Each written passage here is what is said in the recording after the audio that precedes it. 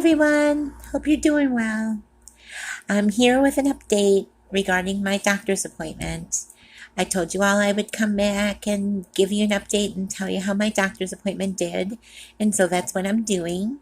I had my physical today, and since January of this year, I have lost a total of 11 pounds.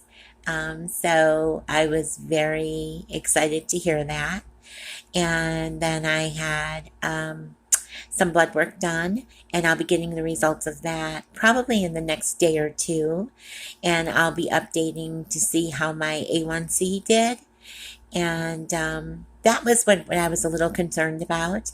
But I had a very nice talk with my doctor, and the first thing she did when she came in was ask me how my father-in-law was doing, because I haven't seen her since January.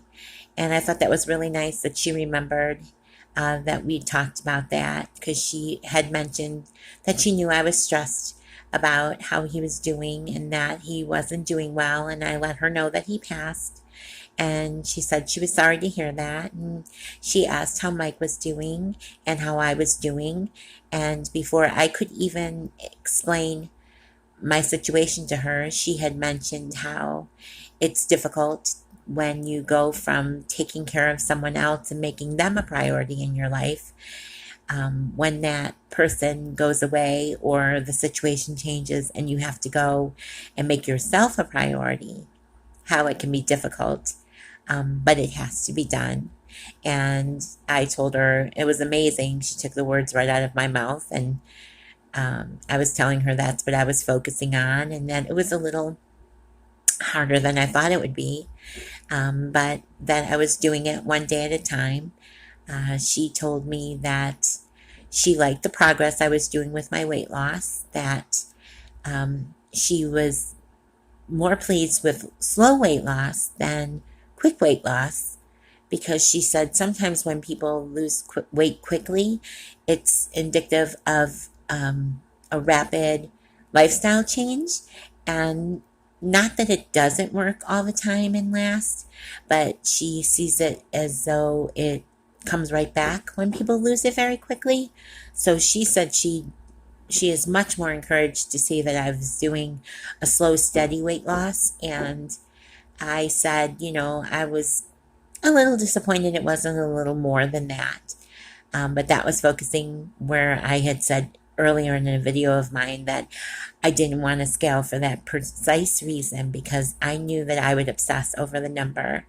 And my doctor said, no, she was pleased with the loss. And she said, aren't you pleased with the loss? And I said, yeah, come to think of it, I am. I mean, it isn't a gain. And for a while there, I was gaining all the time. It doesn't take much for me to gain weight. I can literally gain weight overnight. So I was quite pleased, and pleased at my activity level going up despite my back pain and my nerve pain. So that went well. And then I said I was sent downstairs to do some blood work, so I'm awaiting the results of that. And I had a follow-up HIV test, which I don't think I told anyone would ever happen to me, because I'm still very new to getting videos done on YouTube. If you hear some noise, they're doing some maintenance in the apartment above me, so you might hear like some saws and some drills, so that's what it is. But anyway, basically I work as a cleaning person, and I was cleaning out a dryer, or a washing machine actually, and I have a habit of spinning the drum of the washing machine to make sure there was nothing left behind.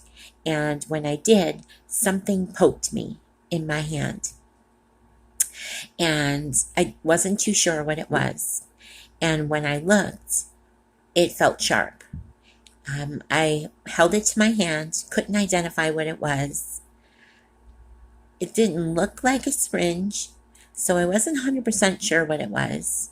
But to my horror, when I looked down on the ground, I saw that it was a test strip, like a blood test strip, and I saw the remnants of like a syringe top. So I got very concerned. And at first I went home and I didn't think much of it. I was trying to I was thinking about it, but I was trying to get it out of my mind. So I was just telling myself it was something else, but I knew deep down that I was concerned about it, but I couldn't identify what it was. And foolishly, I threw it away instead of keeping it, which, if that ever happens to you, don't ever do that. And if you're going to throw it away, take a picture of it. If you have a phone, take a photo of it. So I went to the emergency room and they told me that with the high instances of people getting hepatitis and the chances of, being slim, but still having a chance of contracting HIV, that I should go and get a HIV test and be tested. I went straight from work to the emergency room right from home to the emergency room to be tested. And I was put on PrEP medication, which I had to take, I believe, for 20 days, 10 or 20 days. And that was nerve-wracking. Luckily for me, I didn't have any side effects, didn't give me any GI troubles or anything. I was fairly confident nothing was wrong, but there's always that fear in the back of your mind. I was pricked with a needle, and there is a fear of the unknown. So that was a tense time while I waited. The results of the HIV test comes back fairly quickly, and I had the first test done, and it came back negative, thank goodness. I finished with my PrEP medication, which was Truvada, and another medication, which the name escapes me right now. But after I finished the round of medication, I decided it would probably be best for me to be retested again, because you never know. So that's what I followed up with today. So I'm waiting for the results of that. And so the reason why I share that story is because I was proactive and did what was responsible of me, but what I did foolishly was, when I was pricked with something, I threw it away, and I didn't keep it, or at least take a photo of it to show a doctor or a nurse in the emergency room. And they talked about it and thought it was best for me to take the precaution and take the test. So if that ever happens to you, don't be afraid to get an HIV test. Don't be afraid to go for the PrEP. It's all meant to prevent exposures to viruses. I mean, we're not just talking about HIV, we're talking about hepatitis, which is very, very contagious, and dangerous in its own right. So if by chance you ever get yourself pricked with something, be proactive and don't let your fear get in the way. Do what's best and get yourself tested. So that's my public service announcement regarding that. So when I get the results of my blood test, I will make sure to get back to you all and let you know. I'm hoping that my A1C stays where it was the last time it was tested. It was 5.8, and that time a year before, it was at 7.5. And I was also on blood pressure medication, which I am now off of, so I'm very happy about that.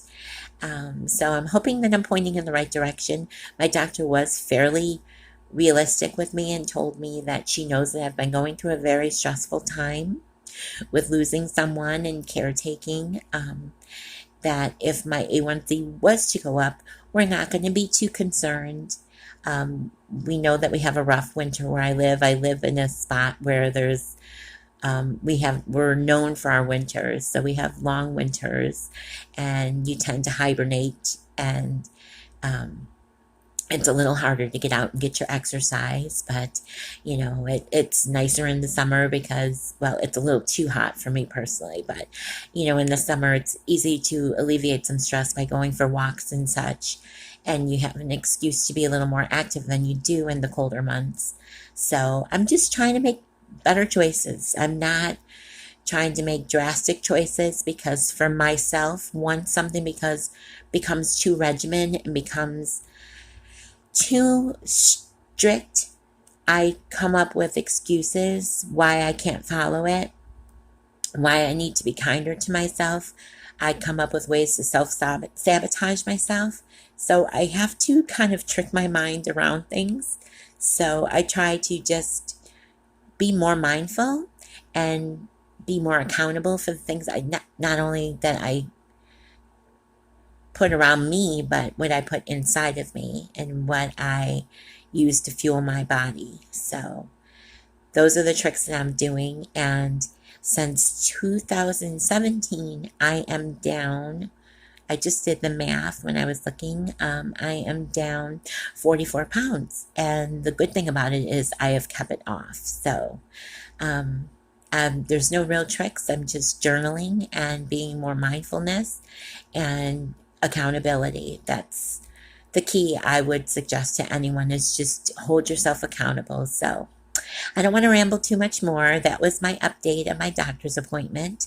I thank any of you that stuck to the end of this video with me. I thank you for checking in with me, and I hope this video finds you well like all the other videos. And until I talk to you again, take care. Bye.